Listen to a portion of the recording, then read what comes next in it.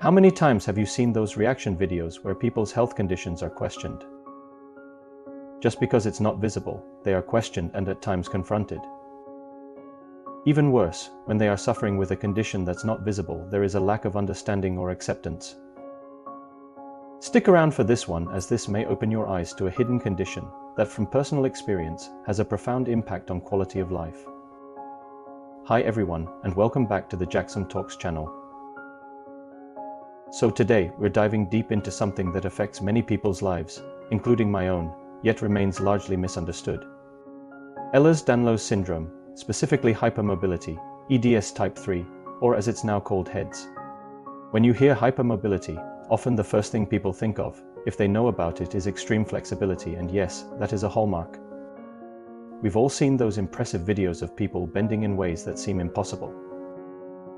But for those of us living with hEDS, that flexibility is a double-edged sword, and often it's just the tip of a very painful and challenging iceberg. First, we need to talk about what is hEDS.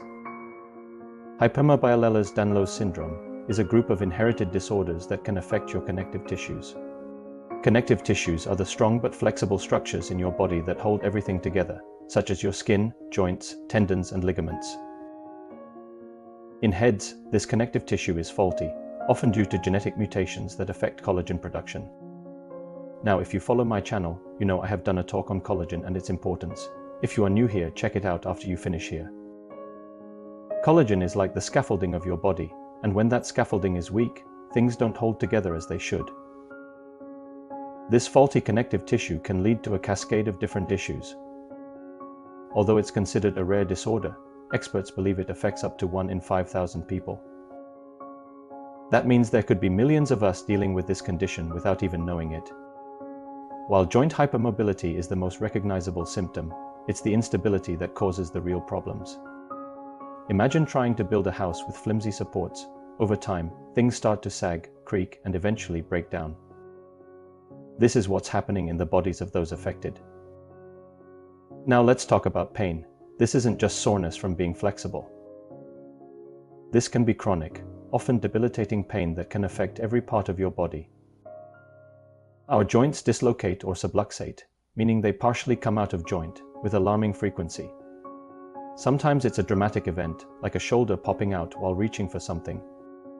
Other times it's subtle, a knee giving way unexpectedly, or a rib shifting out of place just from breathing. Each time this happens, it results in intense pain, inflammation, and often nerve impingement. This constant microtrauma and instability leads to widespread musculoskeletal pain. We often develop fibromyalgia-like symptoms because our muscles are working overtime, trying to stabilize joints that our ligaments can't. Imagine walking on sand all day. Your muscles would be exhausted and screaming. That's a daily reality for many people with hEDS. But hEDS isn't just about achy joints. Because connective tissue is everywhere in the body, the impact of hEDS can be systemic. This is where the truly challenging and often invisible aspects come into play. Let's start with the autonomic nervous system.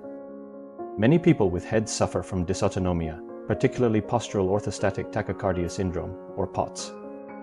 This means our bodies struggle to regulate basic functions like heart rate, blood pressure, digestion, and temperature. We might experience dizziness or fainting when standing up, rapid heart rate, fatigue, brain fog, and digestive issues. It's like our internal thermostat and control panel are constantly on the fritz. Then there's the gastrointestinal system. Faulty connective tissue can mean slower gut motility, leading to chronic constipation, diarrhea, bloating, nausea, and abdominal pain. We're also prone to conditions like gastroparesis, where the stomach empties too slowly, and GERD, where stomach acid flows back into the esophagus. Eating can become a minefield, with maintaining correct nutrition a constant struggle. Then there is the increased risk of hernias. This one I can attest to, as it has happened to me. Due to the weakness in the connective tissue, there is a real risk of developing hernias when areas are put under strain. Our skin can also be affected. While not as fragile as some of the vascular types of EDS, hEDS skin is often soft, velvety, easily bruised, and slow to heal. We might get stretchy scars that widen over time. Now let's not forget fatigue. This isn't just feeling tired after a long day. This is a profound soul-crushing exhaustion, that no amount of sleep seems to touch.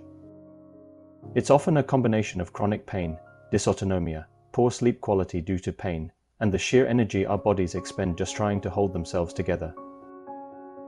Living with a chronic pain condition, especially one that is often invisible and poorly understood, takes a massive toll on mental health.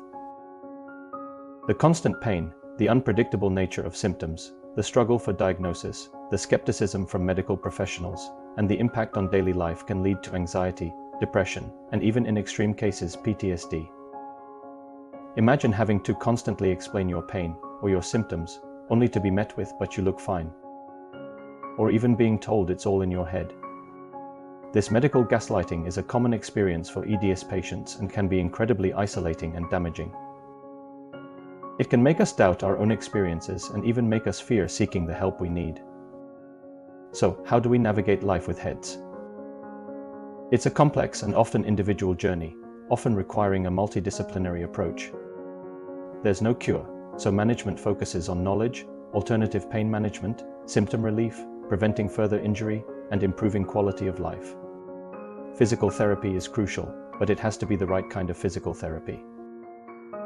This is because general exercises can actually cause more harm than good.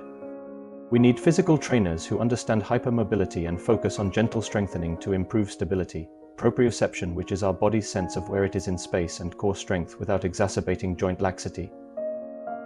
Pain management often involves a combination of medication, topical creams, heat or cold therapy, and at times even nerve blocks. However, long-term use of pain medication comes with its own problems and side effects. Over my many years dealing with my condition, I have focused more on alternate pain relief and remaining as active as possible to reduce flare-ups. Check out my earlier video on alternate pain management, which I find helps calm the system, allows the muscles and nerves to relax, which in turn reduces the pain. Finding the right balance is key. Occupational therapy can help with adaptive strategies and tools to make daily tasks easier and reduce strain on joints. Bracing and taping can provide external support for unstable joints, offering some relief and preventing dislocations. Dietary adjustments can help manage GI issues, and for those with POTS, increasing salt and fluid intake can be beneficial. Most critically, mental health support. Therapy, support groups, and connecting with others who understand can be invaluable in coping with the emotional challenges of hEDS. Even as I am producing this video, my body decided today that it wanted to flare up in a major way. Having people around you that know the impacts that are not always visible is a big help when things get tough. But self-advocacy is paramount.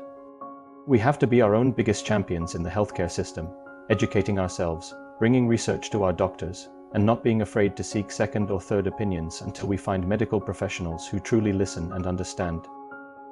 One of the reasons that I do these videos on health and well-being, and a reason Jaxom Talks exists, is to shine a light on conditions like hEDS.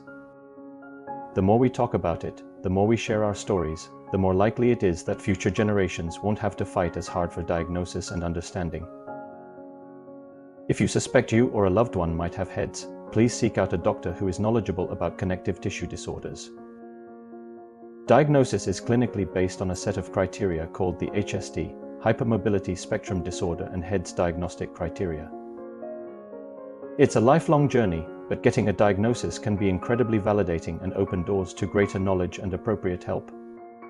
Living with hEDS is a daily marathon, not a sprint, and it can feel like ice skating uphill at times. It requires immense resilience, adaptability, and self-compassion. It can impact your life in profound ways, affecting education, career, relationships, and basic daily activities. But it doesn't define who you are. We are strong, we are fighters, and we are not alone. If you have hEDS, what has your experience been like? What's the biggest challenge you face, and what strategies have helped you cope? Share your thoughts in the comments below, and let's keep this conversation going. Don't forget to like this video, subscribe to Jaxom Talks for more discussions on invisible illnesses, and hit that notification bell so you don't miss our next episode. Thanks for watching, and I'll see you next time.